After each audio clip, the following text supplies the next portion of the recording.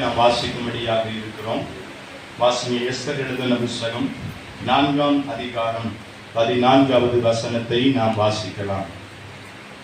நீ இந்த காலத்திலே மௌனமாய் இருந்தால் யூதருக்கு சகாயமும் ரட்சிப்பும் வேறொரு இடத்திலிருந்து எழும்பும். நீ இந்த காலத்தில் மௌனமாய் இருந்தால் வாசி. யூதருக்கு சகாயமும் ரட்சிப்பும் வேறொரு இடத்திலிருந்து எழும்பும். அப்பொழுது நீயும் உன் தகப்பன் குடும்பத்தாரும் அழிவீர்கள். நீ இப்படிப்பட்ட காலத்திற்கு உதவியாய் இருக்கும்படி உனக்கு ராஜ மேன்மை கிடைத்திருக்கலாமே, யாருக்கு தெரியும் என்று சொன்னான். ஆமென். கவனிங்க, இந்த பகுதியிலே தேவன் நம்மோடு பேசும்படி விரும்புகிறார்.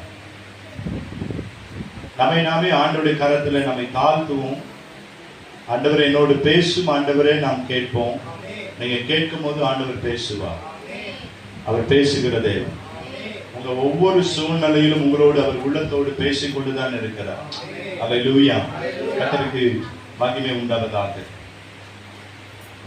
இந்த சம்பவம் நமக்கு எல்லாருக்கும் தெரியும். எஸ்தர் ராணியாய் மாறுவதற்கு முன்பதாக அவர்கள் யார் அப்படின்னு நீங்க கவனித்து பார்த்தீங்கன்னா, அவங்க ஒரு யூத பெண்மணி. அது மாத்திரமல்ல, அவர்கள் பெற்றோர் இருவரும் இறந்து விட்டார்கள். ஆமென். அப்ப யாரு இப்போ இந்த எஸ்தர் யார்? ஆனா ஆண்டவர் விடல. அவருடைய சிறிய தகப்பனா இருக்கிற சித்தப்பா முறையா இருக்கிற மொர்தெகாய் இந்த எஸ்தரை வளர்க்கிறார். ஆமென்.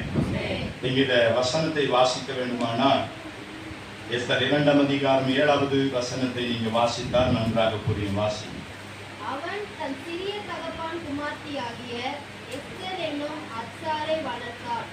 அவளுக்கு தாய் தகப்பன் இல்லை. அந்த பெண் ரூபவதியும் சௌந்தரியம் உடையவளுமாய் இருந்தாள். அவள் தகப்பனும் அவள் தாயும் மரணம் அடைந்த போது மொர்தெகாய் அவள் தன் குமார்த்தியாக எடுத்துக்கொண்டான். கவனிச்சீங்களா?